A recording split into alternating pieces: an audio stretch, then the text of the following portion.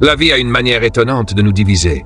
Pas par l'origine sociale, pas par le niveau d'études, pas même par la chance. Elle nous divise par notre philosophie de vie. 87 personnes sur 100 se lèvent chaque matin et refont exactement ce qu'elles ont fait la veille, tout en espérant que demain sera différent. Elles rêvent de richesse, mais ne plantent jamais la graine. Elles veulent la liberté, mais ne construisent jamais les habitudes qui la créent. Les 3% restants vivent selon un autre code. Ils se posent d'autres questions. Ils pensent différemment le temps, l'argent et la valeur. Et c'est exactement de cela que je veux te parler aujourd'hui.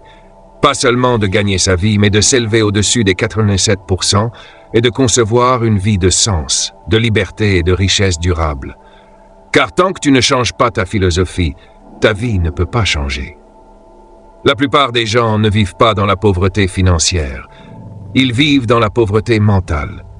Leurs murs ne sont pas faits de briques ou d'acier. Ils sont faits d'habitudes, de croyances et d'excuses. Ils disent « je ne peux pas » alors qu'ils le pourraient.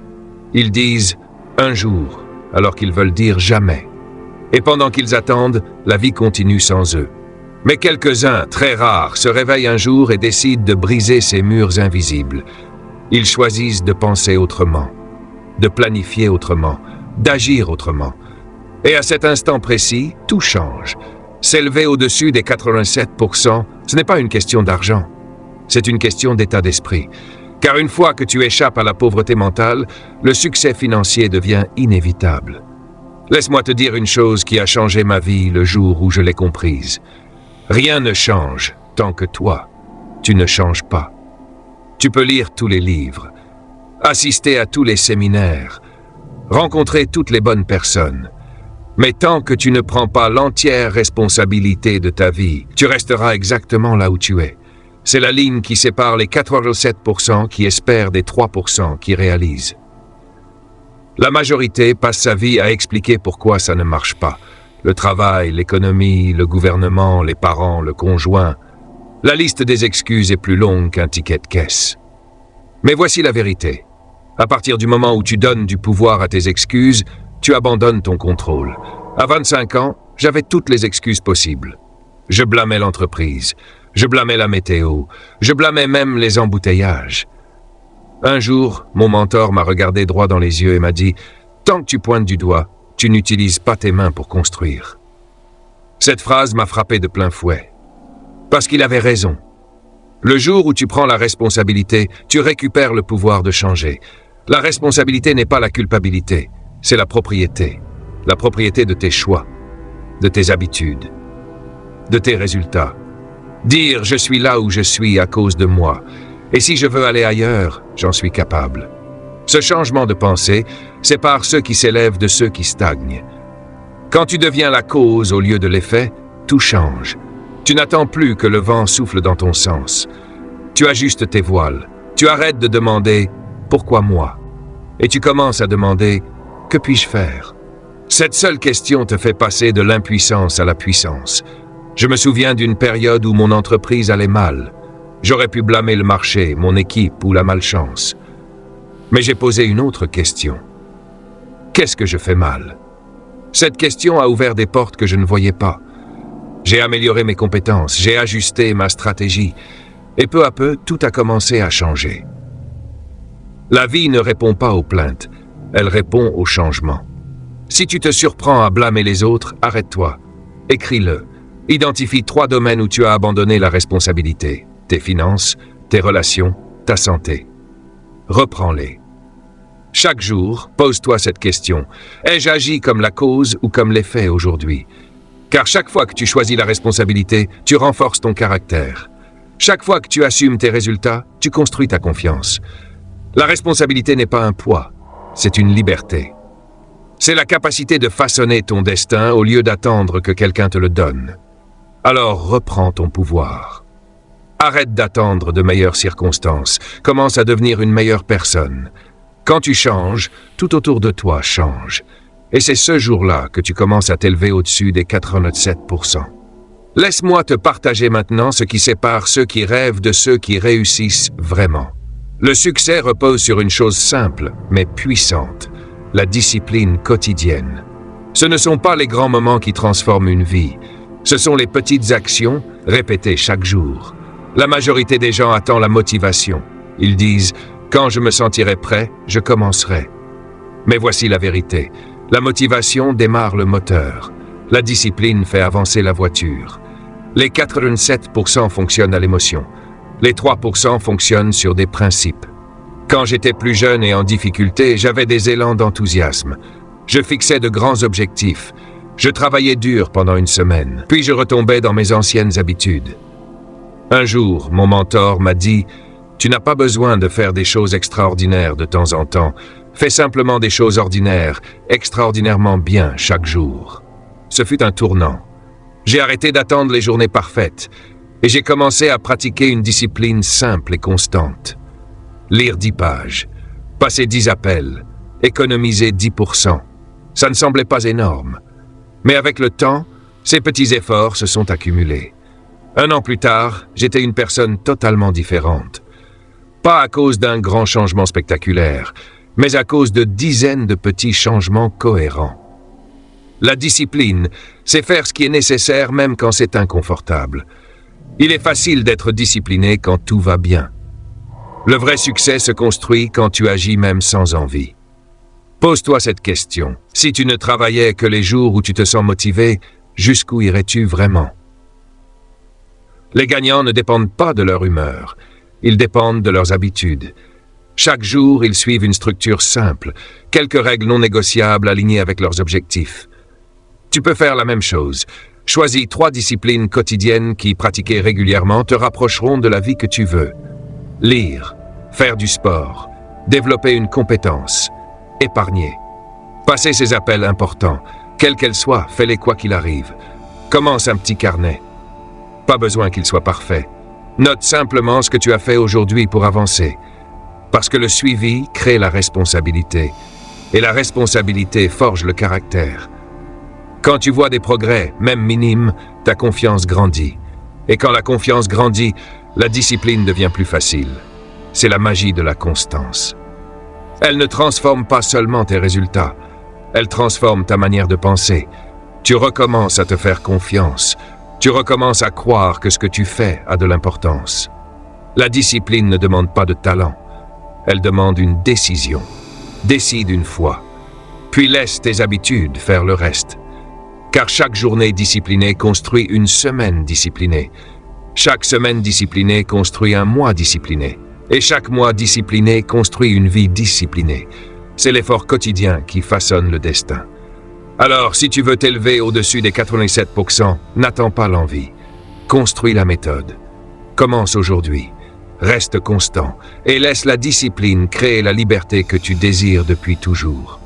Il y a une leçon essentielle que peu de gens comprennent vraiment. Tu n'es pas payé pour ton temps. Tu es payé pour la valeur que tu apportes. Et voici la vérité. Si tu veux gagner plus, tu dois devenir plus. Le marché ne récompense pas les besoins. Il récompense la valeur. Les 87% travaillent dur pour augmenter leurs heures. Les 3% travaillent intelligemment pour augmenter leur valeur. La croissance multiplie la valeur. Et la valeur multiplie la richesse. C'est pour cela que les 3% développent une philosophie simple. Ne jamais arrêter de grandir. Quand j'étais plus jeune, je pensais que travailler plus était la solution. Plus d'heures, plus d'efforts, plus de fatigue. Je croyais que c'était ça, le succès. Puis j'ai compris quelque chose de puissant. Si tu doubles ta valeur, tu peux doubler tes revenus sans doubler ton temps.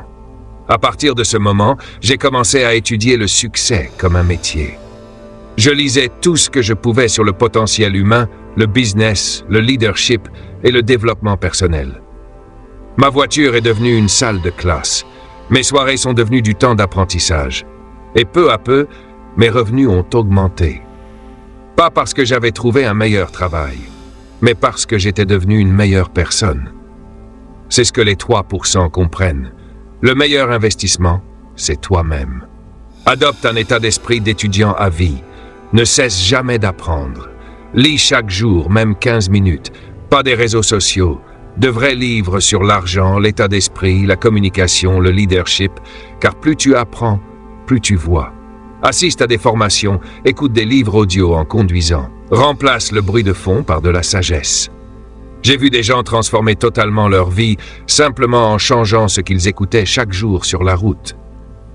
Une seule année d'apprentissage constant peut élever au-dessus de ce que la majorité acquiert en toute une vie. Mais ne grandis pas seul. La croissance est contagieuse. Entoure-toi de personnes qui parlent d'idées, pas de plaintes. Rejoins un cercle où l'ambition est normale, pas étrange. J'ai appris que l'environnement est plus fort que la volonté. Si tu fréquentes des personnes qui parlent d'opportunités, tu commenceras à avoir des opportunités. Si tu fréquentes des personnes qui se contentent de peu, tu réduiras tes rêves à leur taille. Choisis donc ton entourage avec soin. Il façonnera ton avenir. La vie ne s'améliore pas par hasard, elle s'améliore par le changement. Et le changement commence par la croissance. Chaque page lue, chaque compétence acquise, chaque idée comprise augmente ta capacité à gagner, à diriger et à mieux vivre. La croissance crée la conscience. La conscience crée l'opportunité. Tu commenceras à voir ce que les autres ne voient pas.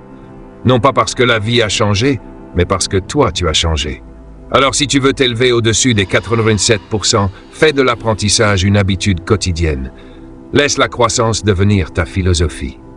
Étudie le succès comme si ta vie en dépendait. Parce que d'une certaine manière, c'est le cas.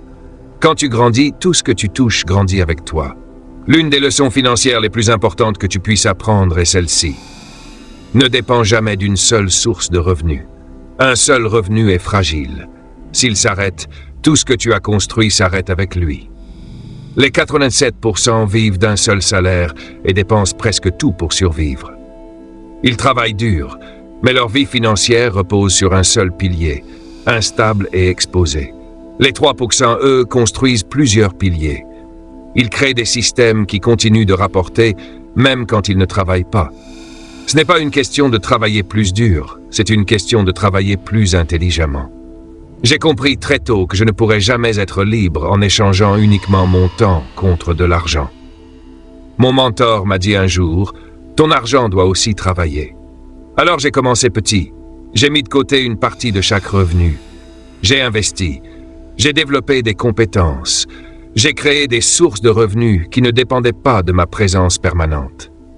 Et avec le temps, j'ai compris une vérité puissante. La liberté, ce n'est pas avoir plus d'argent, c'est avoir plus d'options. Le but n'est pas d'abandonner ton travail. Le but est de l'utiliser comme base pour créer de l'effet de levier. Combine les revenus actifs, ceux gagnés par l'effort, avec les revenus passifs, ceux générés par des systèmes. Nous vivons dans une époque d'opportunités infinies. Grâce à Internet, chacun peut vendre une compétence, partager un savoir, créer quelque chose qui dépasse ses heures. Commence petit. Les grandes fortunes naissent presque toujours de petites expériences. Fixe-toi un objectif simple. Crée une nouvelle source de revenus tous les 12 à 18 mois. Et surtout, quand ces revenus arrivent, ne gonfle pas ton style de vie. Réinvestis. Laisse l'argent croître. Construire plusieurs revenus, ce n'est pas de la cupidité, c'est de la sécurité, de la liberté, du sens. Mais laisse-moi te dire quelque chose d'encore plus profond. Les personnes sans but dérivent, elles réagissent à la vie au lieu de la diriger. Tu peux travailler dur, économiser, réussir, mais sans raison profonde, tu finis vide. Les 87% recherchent le confort, les 3% recherchent la clarté. Le but donne une direction à la discipline. Il rend les sacrifices supportables, il transforme l'effort en progrès. Un jour, un mentor m'a demandé « Pourquoi travailles-tu vraiment ?» Je n'avais pas de réponse. Et j'ai compris que j'étais occupé, mais pas aligné. À partir de ce jour, j'ai décidé que chaque objectif serait relié à une mission plus grande que moi. Quand tes objectifs sont alignés avec ton pourquoi, tu n'as plus besoin de motivation constante. Le but te tire vers l'avant. Alors prends le temps. Écris ce que tu veux que ta vie représente. Pas seulement en termes d'argent, mais d'impact. Quand tu sais où tu vas, les distractions perdent leur pouvoir. La clarté remplace la confusion. Le but n'est pas seulement la clé du succès, c'est l'encre qui t'empêche de retomber dans la médiocrité. Voici maintenant une vérité que beaucoup ignorent. L'argent est un langage, et si tu ne l'apprends pas, tu dépendras toujours de quelqu'un pour le traduire à ta place. L'argent ne répond pas à l'effort, il répond à l'intelligence financière. Les 87% évitent ce sujet, les 3% l'étudient jusqu'à le maîtriser. Quand j'étais jeune, je travaillais dur, mais l'argent disparaissait. Mon mentor m'a demandé « Sais-tu où est passé ton dernier billet ?» Je ne savais pas. Alors j'ai appris à suivre mes dépenses, à comprendre l'épargne, l'investissement, les intérêts composés. L'argent obéit à des lois, et quand tu les connais, tu peux les utiliser. Commence simple, lis un livre par mois, observe ton argent, crée un système clair. L'argent ne rend pas riche. La compréhension, oui. Mais écoute bien ceci. La richesse sans caractère est fragile. Sans intégrité, discipline et responsabilité, toute fortune finit par disparaître. Les 3% comprennent que ce qu'ils deviennent est plus important que ce qu'ils gagnent. Chaque promesse tenue, même envers toi-même, renforce ton caractère. Chaque choix honnête construit ta réputation. Le caractère est une richesse invisible, mais plus puissante que n'importe quel compte bancaire. Les problèmes ne sont pas des ennemis, ce sont des enseignants. Les 87% voient les obstacles comme des excuses. Les 3% y voient des leçons. Chaque difficulté est une invitation à grandir. Quand tu changes ta question de pourquoi moi à qu'est-ce que cela m'apprend, tu reprends le contrôle. Les défis ne te détruisent pas, ils te révèlent. Et enfin, souviens-toi de ceci. La vraie richesse ne se mesure pas à ce que tu possèdes, mais à la liberté que tu as. La liberté de choisir ton temps, tes relations, ton impact. Les 87% travaillent pour l'argent. Les 3% utilisent l'argent pour élargir leur vie. La richesse n'est pas un hasard. Le succès n'est pas un accident. Il commence par une décision. Celle de penser différemment, d'agir avec discipline et de construire chaque jour intentionnellement. Commence maintenant. Un pas, une habitude, une décision. Décide aujourd'hui que tu ne feras plus partie des 87%. Décide de penser, d'agir et de vivre comme les 3%. Et regarde ta vie se transformer.